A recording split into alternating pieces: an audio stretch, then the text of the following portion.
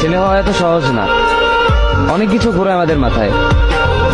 সব তো তোমার বইলা বোঝানো যাবে না, তারপরও কিছু বলি শোনো।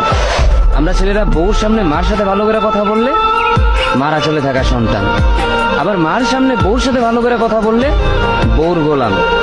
নিজের ছেলে মেয়েদের যদি মারি আমাদের দয়া মায়া নাই, আর ওই ছেলে মেয়েদের যদি কিছু না বলি আশকারা দিতেছি।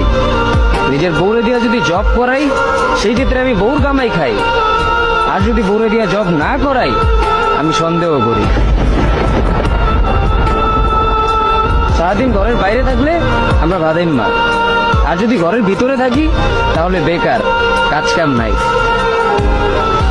আর এই তোমাদের মেয়েদের গায়ে যদি আমরা ভুলেও টাচ করি না আমরা নির্যাতক, আর যদি তোমরা মেয়েরা আমাদের গায়ে হাত তুলো আমরা কাপুরুষ।